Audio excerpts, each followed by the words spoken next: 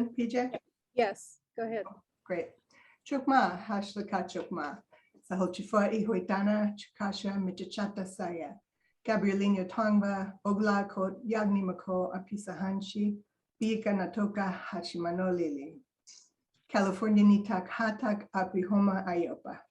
Hi, everyone. I greeted you, and Chickasaw welcomed you to today's event on behalf of the American Indian Studies Center.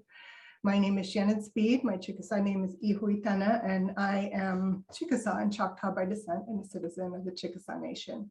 I acknowledge the Gabrielino Tongva peoples as the traditional land caretakers of Tovangar, which encompasses much of what is currently called Los Angeles, as well as the South Channel Islands, and upon which the American Indian Studies Center and UCLA reside.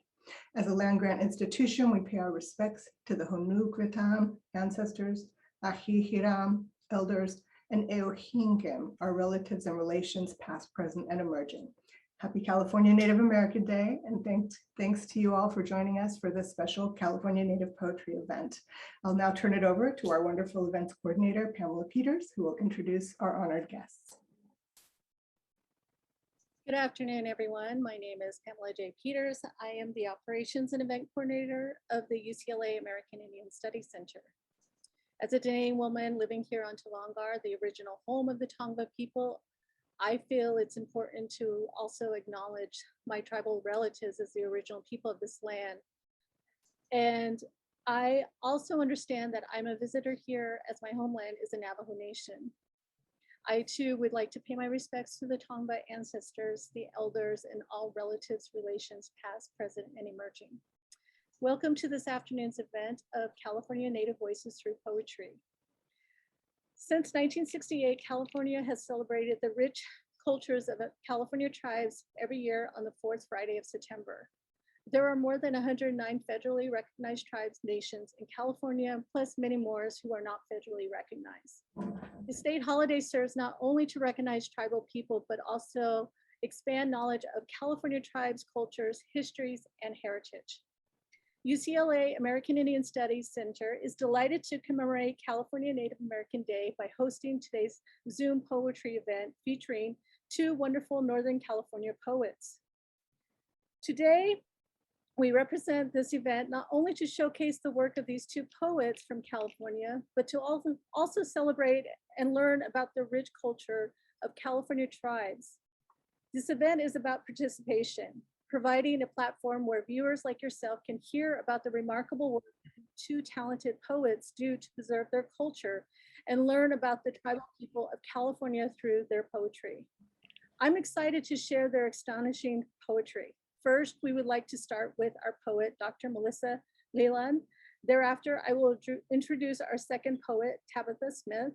After their reading, both poets can join our virtual stage for a brief discussion, after which you as an audience can ask questions via the chat box. So I'm going to introduce our first poet, Dr. Melissa Leland. She's an enrolled member of the Ohlone Costanoan Esselen. Sorry, I may have butchered your tribe. I'm sorry about that. You're fine, I'll repeat it. Okay. And she was born and raised in the Miwok Ninasan territory. She is currently the chair of Ethnic Studies Department and Tribal Liaison at Sierra College in Rockland, California. Melissa has worked as lead researcher and story producer on several projects, including MTV's Rebel Music Native American. As a poet, her motivation is to share emotions and create connections. Welcome, Dr. Leland. Thank you. Saleki Atsa, Enelepa Melissa Leal, Esselen, Nimasi and El Pasaleki. So I said good day. My name is Melissa Leal, and I am a member of the Ohlone Costanoan Esselen Nation, which are the people of the greater Monterey Bay region. But I was born and raised in Sacramento in Plains Miwok, Nisenan territory. And often I forget that I'm not Miwok. But I'm really grateful to be here today. Thank you to Pamela and Shannon and everybody who helped to make this possible. Happy California Indian Day, everyone. And I'm really excited to be on this panel with Tabitha as well. So I do have poetry to share, But I did want to just, kind of talk a little bit about my tribe, and I'm not, speaking for my tribe, just speaking as a member who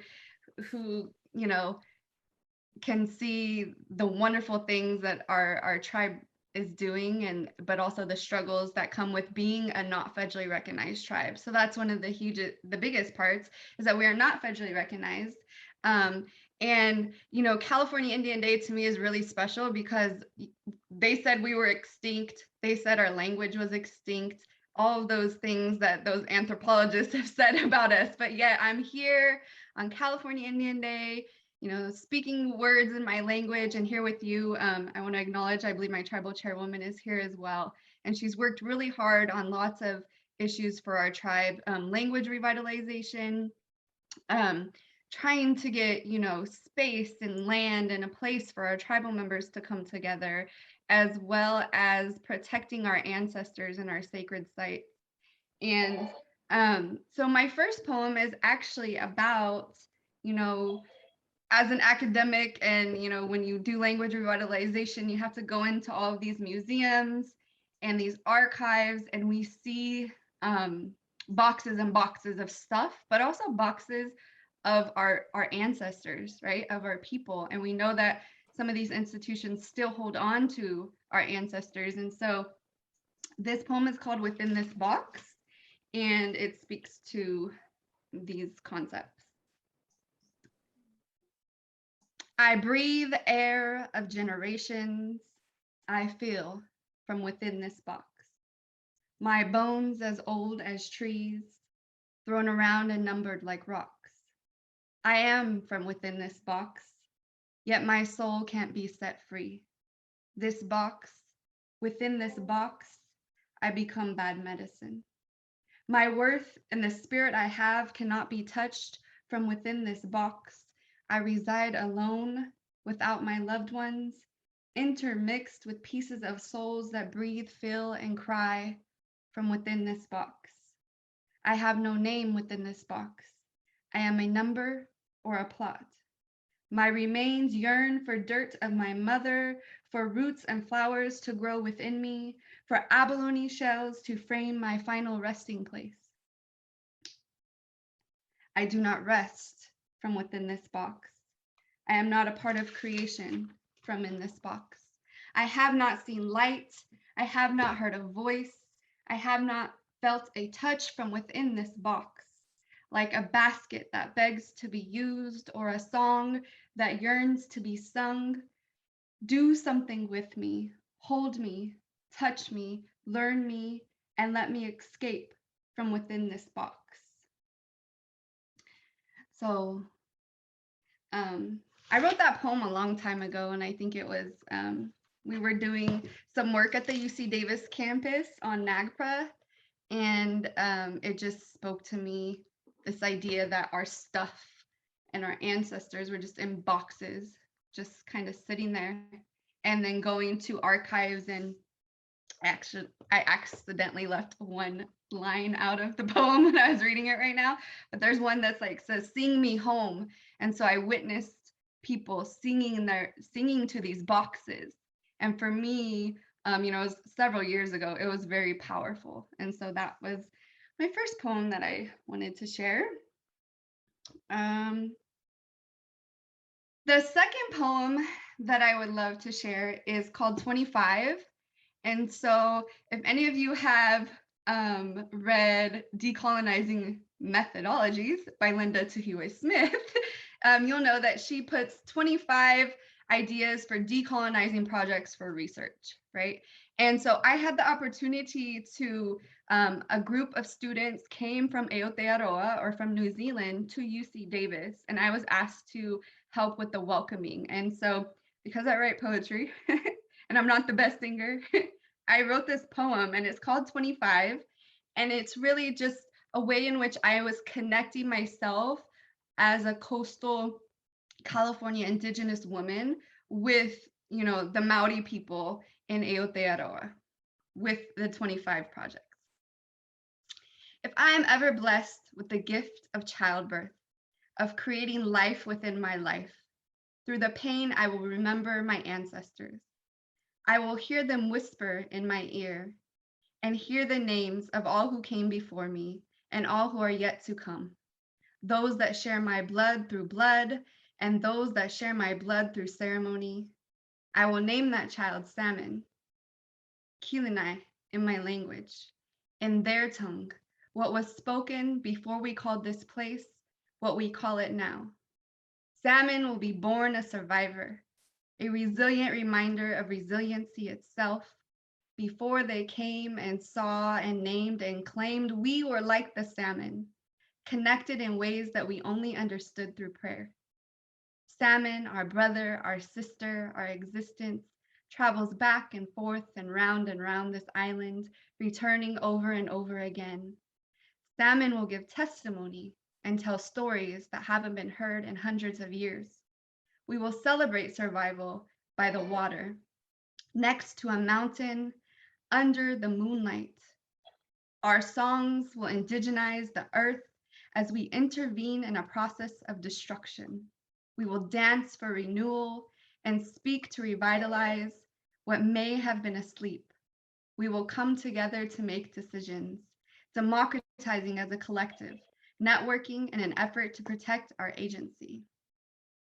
As I was writing these words and as I read them now, I envision my great-grandmothers with tattoos on their chin, and I know that we are related.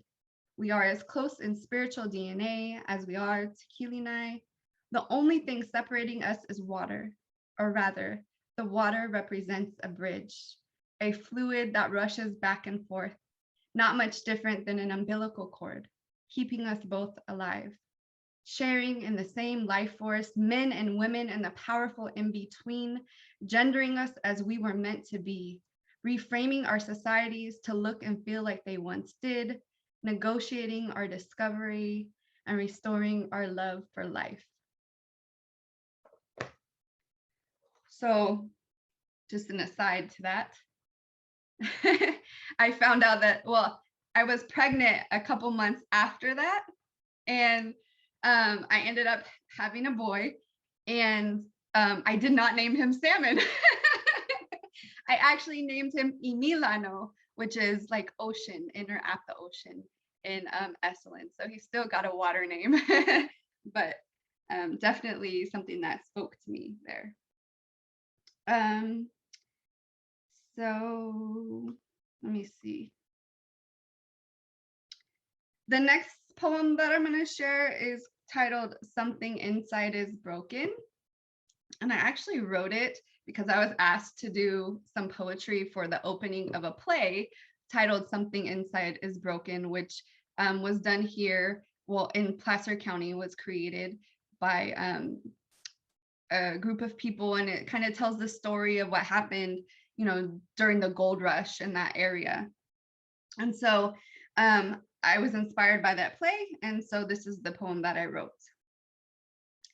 She woke up this morning thinking about being broken, about pieces of her body being torn apart, away from her core and stretching her soul a million miles. She wondered if her mother and grandmother and great-grandmother felt that way, or maybe what she felt was older than all of them. Maybe that feeling was from another time and place. She remembered seeing a struggle, a fight between peoples, a desperate attempt to eradicate what was and remained so powerful. The blood memory of generations of women who were connected to the trees and rocks, who lived by the water and learned from the birds, a people who sang and danced out of love, who prayed for renewal, a people who carried generations of strength in their bones, whose veins flowed profusely with the blood of the sacred. She saw these women in her dreams, mere shadows of light moving within the darkness. Resilient, beautiful, resiliently beautiful women with copper skin kissed by the sun, given the breath of life from the Creator herself. The dream seemed like a distant memory, a thought she once had, or a story she once heard. She wasn't sure of the time nor the place, She wasn't able to identify each face in the shadows. But when she woke up that morning, she knew that something inside was broken.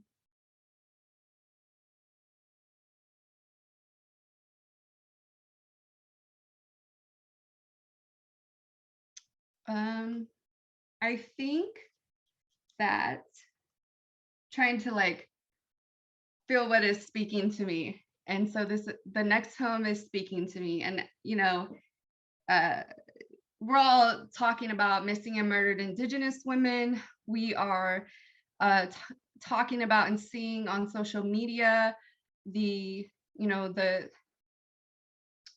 police who were quick to go find the young woman recently that unfortunately was most likely murdered by her boyfriend. And, you know, recognizing that Native women and Black women, when they disappear or when they're being hurt or when they're murdered, we never hear about this in the media. There's never a huge, you know, jump to go find them. And we're doing that in our communities. And so a lot of my work, you know, my academic work, my scholarly work is on hip hop. And so I do write, you know, some poems that are a little more hip hoppy or have hip hop references. And there's a couple cuss words in this one, but it's actually a poem that I wrote to just kind of, you know, as a part of my trying to come to terms with my trauma from being in a very abusive relationship when I was younger. And so I'm going to share that with you today. I don't usually share it in places where like it's being recorded or there's just random people that I don't know. So I'm a little bit nervous, but it's calling me to do it. So I'm going to do it. So my heart bears the bruises and my body bears the scars of a love unreturned, of drug residue and come downs and get a fix. No money and dope man not home was slapped across my face.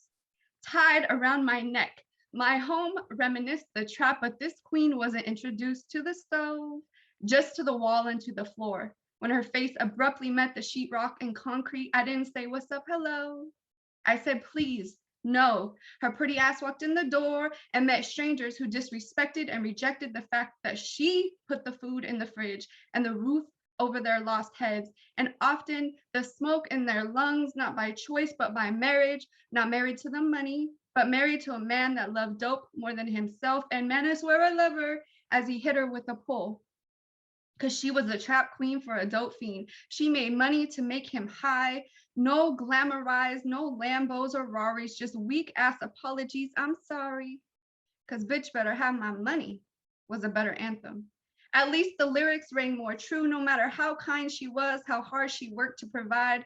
It just wasn't enough. She barely survived, barely escaped a place of no pride. That word queen is now synonymous with bitch. And neither word really describes who she was, who she is, and who she became as a result of a love which would rather get high than get fly with my baby.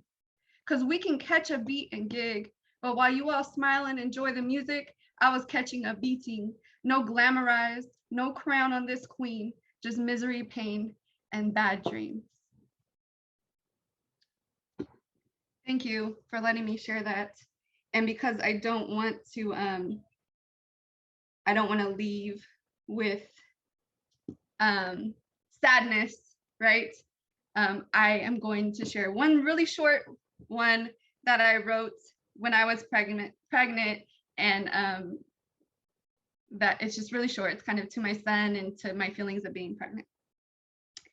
I want to go to the ocean and put my feet in the water, absorb the salt to remind you of where you come from. Breathe the air as it fills my lungs. It will nourish you with the life of generations stolen from their land wombs, still connected through time and memory and place. And so, Nimasian el Pasaleki, my heart and my soul feels good for being here with you all today. And I thank you for allowing me to have that space to share my heart. So thank you.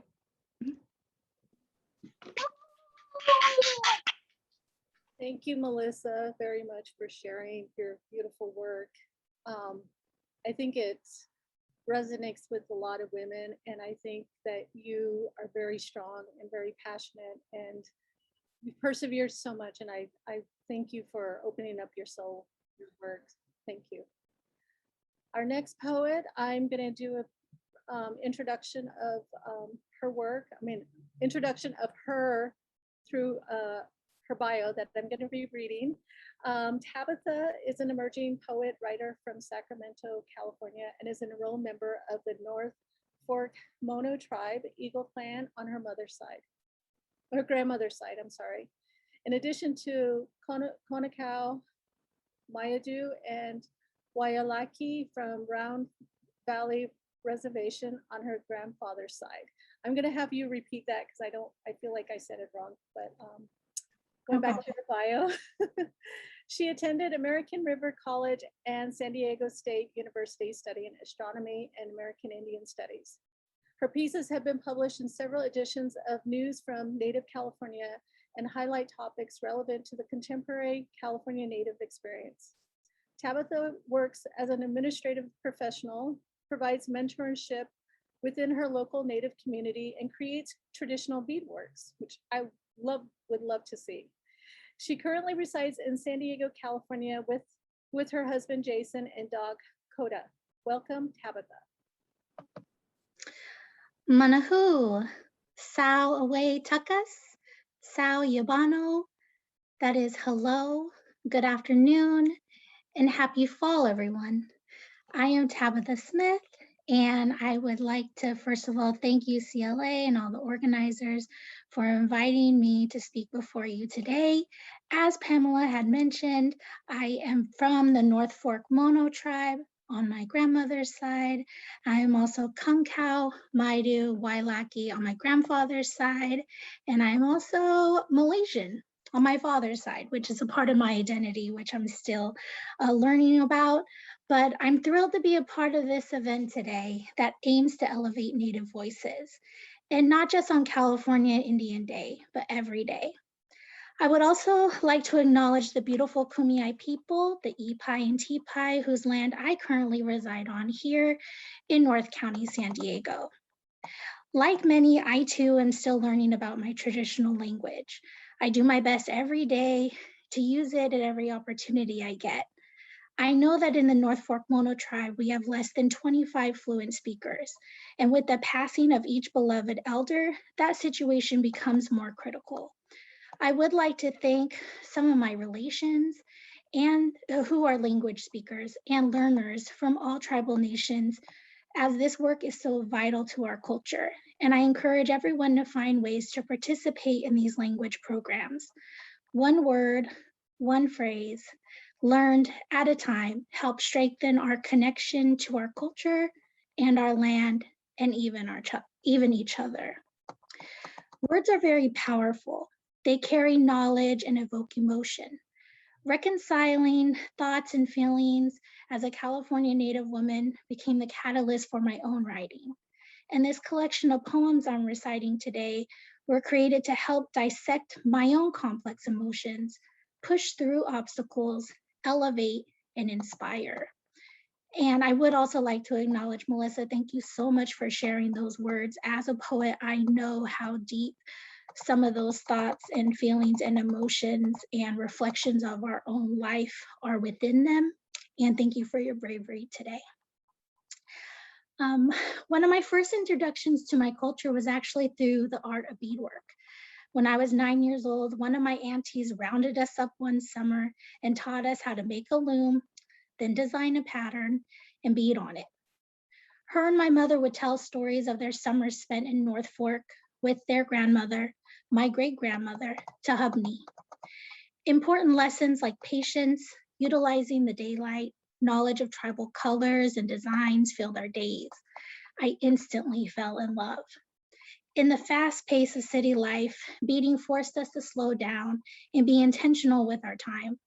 It allows me to connect with my ancestors in such a beautiful way, and I am forever grateful for this gift. I look forward for every opportunity I get to do the same. And this first piece is dedicated to the art of beading. Adornment. Motionless, the needle hand sits, as the tip of nylon thread presses through the microscopic eye. The initial resistance is met with acceptance as the fine fiber prepares itself for creation. On a large tray, a vibrant array of seeds are assembled into tiny mounds, each assigned with a predetermined instruction ready for launch to awaken a blank foundation of fabric. By the hundreds, they wait anxiously for selection. The slender steel needle gently dips into each mound of color, counting off sets of integers to a code that mimics the pattern of white veins on the petal of a bright red rose. Hours upon hours, moon after moon, this cycle repeats to reveal sections of perfectly laid rows. Aligned only by the presence of their neighbor, alone they are hope, together they are prayers. Every bead represents a wish, a wonder, a word of love and encouragement for its future keeper. These woven designs are tradition, culture curated into a wearable piece of art. Everything I learned about life was tied to the land and its features. It became very clear to me that, like the composition of our planet, we all possess layers, a solid core that grounds us, a fiery mantle that keeps us fluid, a hard outer shell that protects us. And it wasn't until I started taking college courses in American Indian Studies that I learned more about settler colonialism and the concept of imperial rule, where human possession of land became more important than the protection of our Mother Earth, and as we belong to it. My next piece is dedicated to my tribal home state, California, a unique body of life worth honoring in her own right. California Queen. Bronze-skinned empress, gilded in gold, ocean breeze swept locks illustrious and bold. Luminous smile radiates vivid as the sun. Noble energy flows endless as the valley rivers run. Splendid eyes bright as poppies in their peak, roots regal like oaks, sturdy and deep. Glorious rule stretches vast as the beaches are long. Impeccable mind open, but culture sequoia strong. Lavish physique fertile like Yosemite in spring. Heart temperate as the Mojave, blazing supreme. Grandiose throne sits high atop the Sierra Mountain range, sovereignty ancestral, unrelenting to change. Indigenous goddess reigning a millennia so serene, second to none, she is the mighty California Queen. As a Native person carrying the knowledge of our tribal histories through any contemporary setting, we experience moments that awaken our blood memory. It's important to recognize that we need to find healthy ways to process the flood of emotions that come along with these types of situations. Writing became that outlet for me. In this next piece, I describe an encounter I had a few years ago at the airport, of all places. Braids to the back. Flight patterns direct me through security into a body scanner, and I'm told, ma'am, braids to the back. Those words filtered through my headspace and triggered firewalls built to resist colonial instruction. Braids to the back, two braids, too reminiscent, back to a time when my braids were cultural weaponry. Scars seared into my DNA burn, threatening extensions of my existence once forcibly removed, still being told to go back. Again, they repeat, ma'am, braids to the back. I bite my lip and concede, finger flicking ebony strands of satin sweetgrass over my shoulder, and I feel the weight of historical trauma hit my spine. Go ahead, search me all you want. If it's arrows you're looking for, I keep them tucked away under my braids, inside of my mind. My blood was boiling after that interaction. I mean, it's just so interesting that those types of, seemingly normal day-to-day activities for many can lead to those type of feelings in a lot of us Native peoples. So, my grandfather, as Pamela mentioned, is from Round Valley Reservation, and which is located in Covelo, California, in Mendocino County. And what many people don't know is that California had its own version of the Trail of Tears, this one now known as the Nome Cult Walk. In the late just a moment. In 1863, US soldiers rounded up over 400 Native people from several area tribes, Yuki, Pit River, Pomo, Nomlaki, Concow, Wailaki, among a few others, and they marched them 100 miles over 14 days through the Sacramento Valley and Mendocino Forest, from Chico to Covelo. Almost half of them perished or suffered violent deaths along the way. We are descendants of survivors, just a few generations removed. Many families around Valley choose to honor this passage by organizing the Nome Cult Walk, which is held annually every September.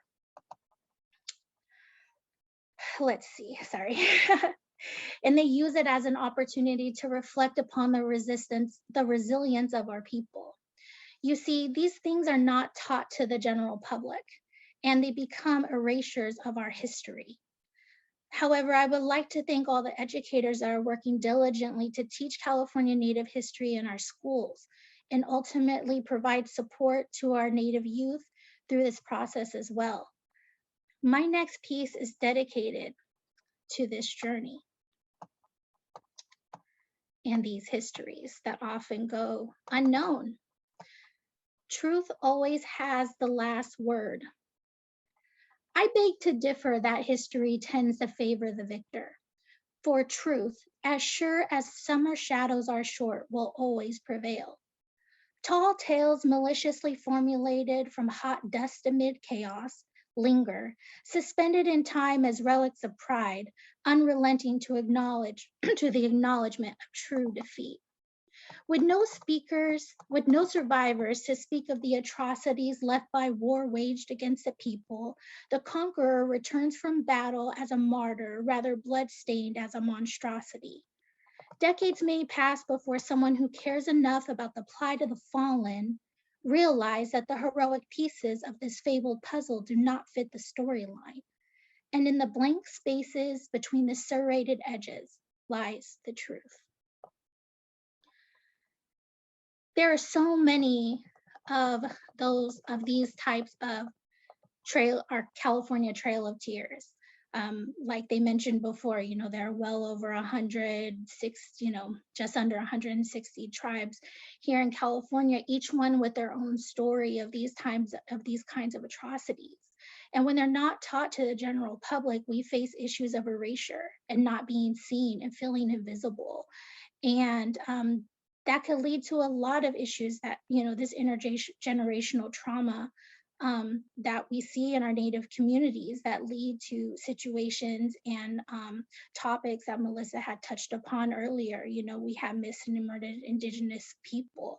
We have, substance abuse issues and physical and mental health issues that all stem from these intergenerational traumas that happened and that we're still, I think our tribal communities are doing an amazing job at tackling and providing support to our tribal peoples in this way. And so that we can continue to uncover these truths, speak them out loud, and heal. It was important for me to reflect upon our history of that government-funded genocide to understand how deep our pain and resilience run.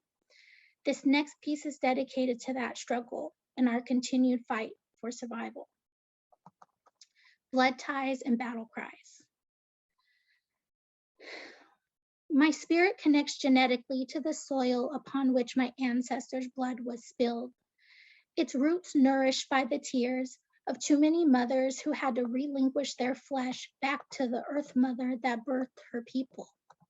Seed sown in sorrow gives rise to the most bountiful fruit, the kind of gift our grandmothers prayed for, singing amongst clouds of an interstellar nursery.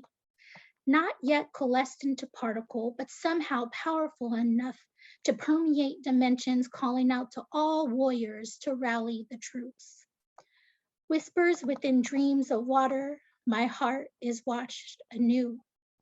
That beat and battle cries echo between mountains, never to fade, but reverberate generations into eternity.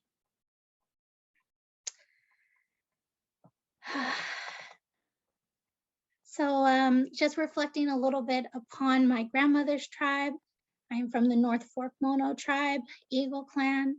And just like many of the California tribes here, we are suffering effects of climate change with all of the fires that you see happening in our homelands over the past several years. Climate change mixed with the mismanagement of tribal lands and public lands, for that matter. You know, I have relatives. My great uncle Ron Good, who's the chairman of our tribe, has been working on, you know, educating the public, working with government entities about, you know, cultural burning and fire tending of our lands.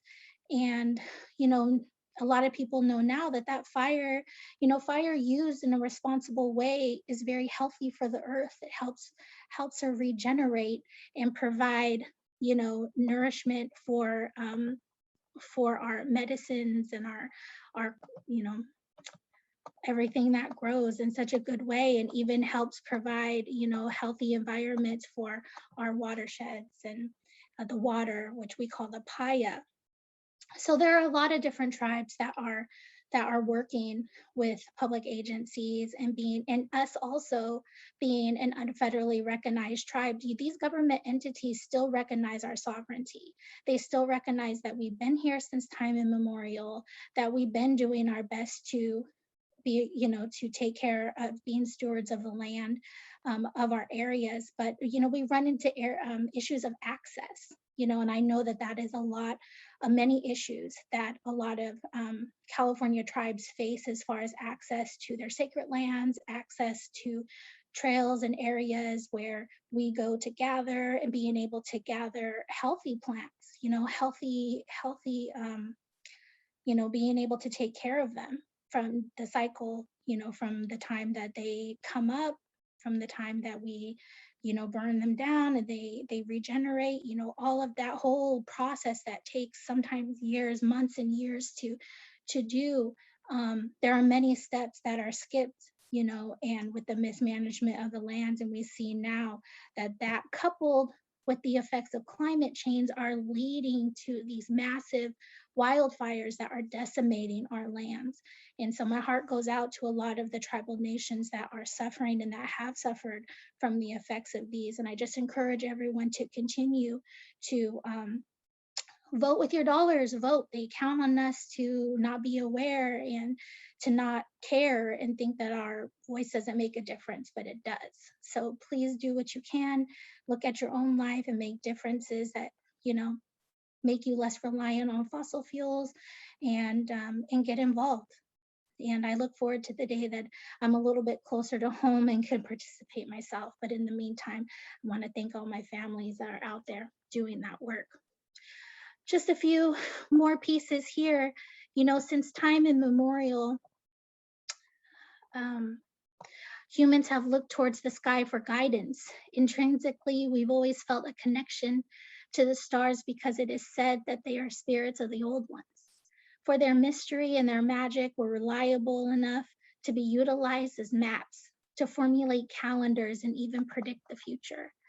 My next poem gives us a glimpse into a nation whose confidence in the rhythm of nature not only acknowledged but affirmed their existence. Invisible lines. Fingertips dipped in copper-colored soil etched characters onto stone, prophetically influencing an entire synergetic community. Under a moonlit filled meadow, invisible lines traced into the heavens revealed ancient pathways that led our people from their homelands to the sea. Music from medicine-scented trails matched of seasonal migrations. Like salmon that return upriver each spring, we knew our way. And that was just a little dedication to, you know, the access to our lands and being able to utilize them as we did back in the day. And that's not just for, you know, annual purposes, but this is all throughout the year. And so, you know, we continue those battles and educating as management continues to turn over, you know, within these agencies. So I think, continue to think our relatives are doing that work. As I bring this set to a close, I just want to thank you all for listening. This collection of poems is just a snapshot of my journey that I'm currently on to becoming the highest form of myself and being able to express myself in a way that can resonate with others. I know that this past year has been so tough with the loss of a lot of our loved ones. And, you know, we also lost a lot of loved ones and are continuing to lose loved ones, not just to COVID, but to this hard life in general. So I just want to thank you all again for being here. And this last piece I will share is dedicated to our loved ones who have walked on. Honeysuckle light. Honeysuckle light burning so bright, wishing to bend time even just for the night. To positions our world so close they collide, to sit once more side by side. Storing, laughing, maybe shedding a tear at the reality that you are no longer here. To hold your hands and feel that comforting embrace, or to see the reflection of me upon your pretty round face. And to hear how you battled so many wars with such gentle grace. Honeysuckle fire, fuel me with your flames and nourish this land with ashes that contain wishes and dreams and all the little things that make this life manageable and maybe a little less extreme.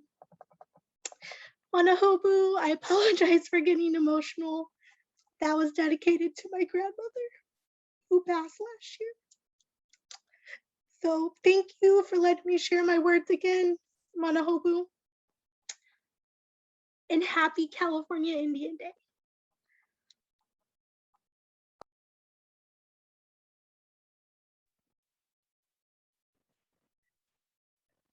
Thank you, Tabitha. You got me emotionally drawn to that poem as well. I too lost quite a few loved ones this past year through the pandemic. But thank you both. Thank you both, Melissa and Tabitha, for being with us today and celebrating your beautiful voices, the California Native voices on this special day of California Indian Day. I opened it up to the audience to see if anyone has any questions. If so, please address them in the chat box. We have a couple minutes where we can address a couple questions, but I have a direct question to both of you, to Melissa and Tabitha. Your poetry, first of all, thank you so much for being willing to open up your soul and your heart and your emotions and the resilience you both have as Native women.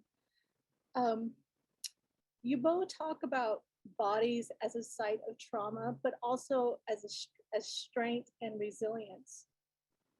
Do you both consciously strive to balance that dichotomy in your poetry work? Do you want to start, Melissa? Yeah. It's interesting because I don't think we really think about it, but it ends up happening. And so even today, because I haven't read my poetry in that order to an audience before, I didn't even realize how much that was in there, right? So for you to acknowledge it and see that, it's making me think now. I'm also a trained dancer, and so dance was an escape for me, and a place where I have sovereignty over my body, at that time. So I think that has a lot to do with how that topic, the trauma in our bodies as Native women, kind of comes up in my poetry. So thank you, Pamela, because you're making me think about all of these things in a way that I didn't think about them before. And yes, I have to agree with Melissa. Like I mentioned before, for me, writing is a form of healing. And a part of healing is addressing some of those traumas, whether it happened to me, whether it happened to my people, whether it happened to other people around me. But it is a way for me to kind of reflect upon that.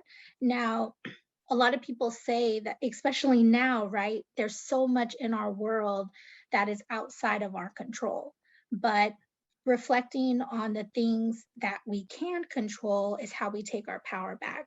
And that begins with ourselves, right? That begins with taking care of our own bodies, our minds, our spirit, being able to continue to nourish our get nourishing food, nourish our minds with the content that we're exposing ourselves to, and ultimately building up that strength, and even just reminding ourselves that we are strong and we are resilient, and we resist just being here, just existing, and so yeah, definitely.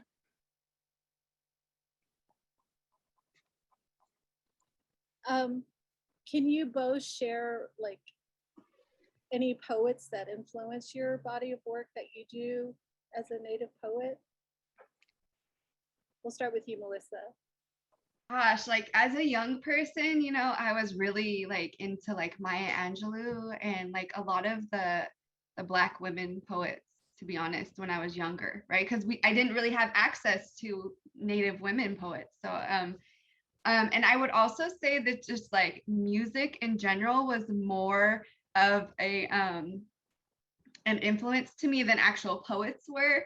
And my friend in the chat is like Janet Jackson. I'm a huge Janet Jackson fan. And so like her, when I was little, like her big thing was Rhythm Nation. And it was like, against ignorance and racism, and people need to get educated. And so like that did really influence me a lot as a young person. And it kind of molded me into this life of, ethnic studies and fighting, injustices for all communities. So I would say, yeah, interesting. Black women,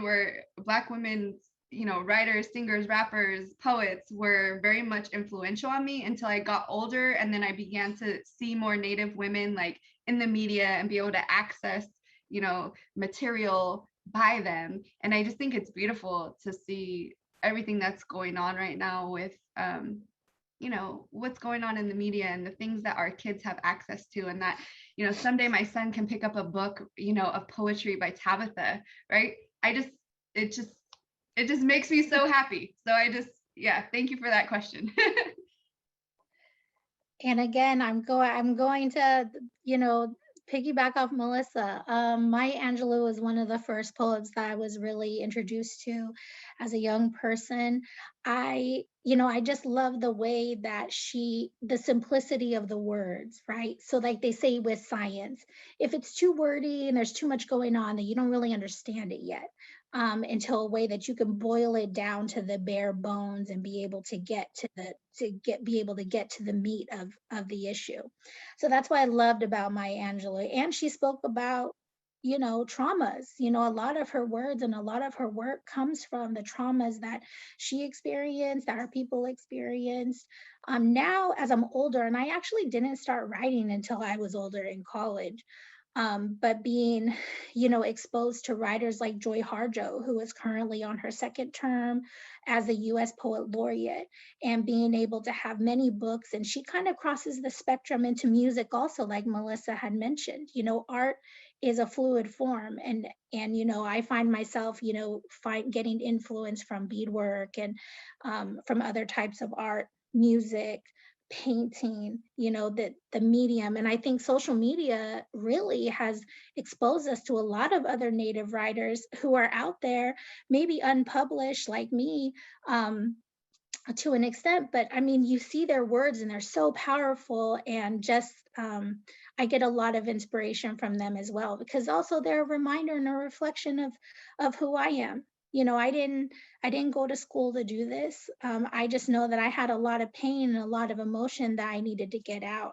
And so, poets like Joe Harjo and Maya Angelou really helped develop that, and continuing to develop that in me. I just put in the chat too that Deborah Miranda, who is also a tribal member, she's my fellow tribal member, having access to her now like is amazing. Another Esselen woman, right? So I just wanted to give a shout out to her real quick.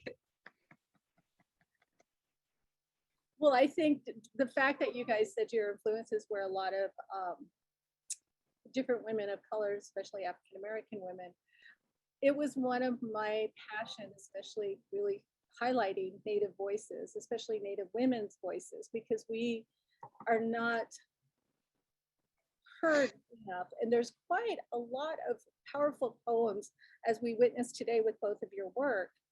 I think it's amazing we're at a time where young kids can hear our voices, especially from these young women that we have today, and the many women that are amazing poets around Indian country.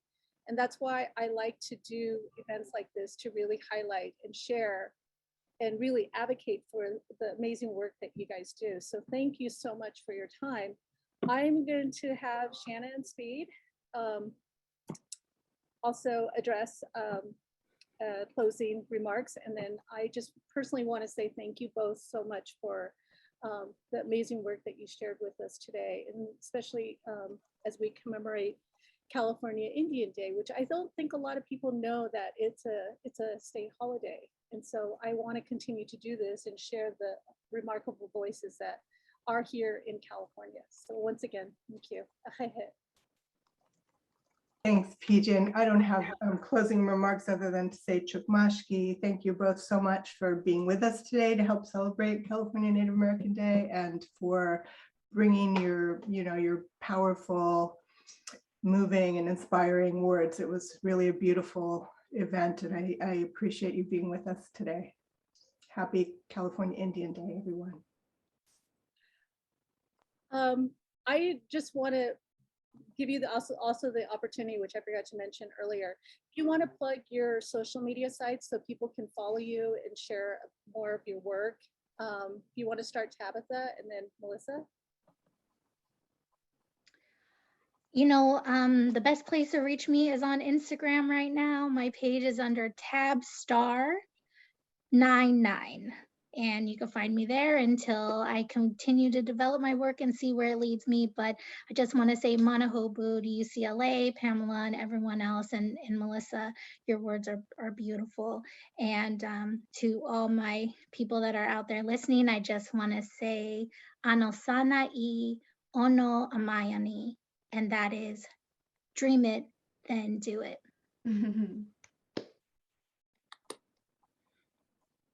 Thank you. I don't want to say anything else. I put my website in the chat. Dream it, then do it. Let's keep that at that. Beautiful. Well, thank you, everyone. Thank you once again, Melissa and Tabitha, for being with us today and celebrating the voices of California, Native voices on California Indian Day. In closing, I hope you enjoy these cultural Zoom events offered by UCLA American Indian Studies Center. If you wish to help us continue our work, please consider donating by visiting our webpage at aisc.ucla.edu. And this concludes our Zoom event for today. Thank you. Mashki.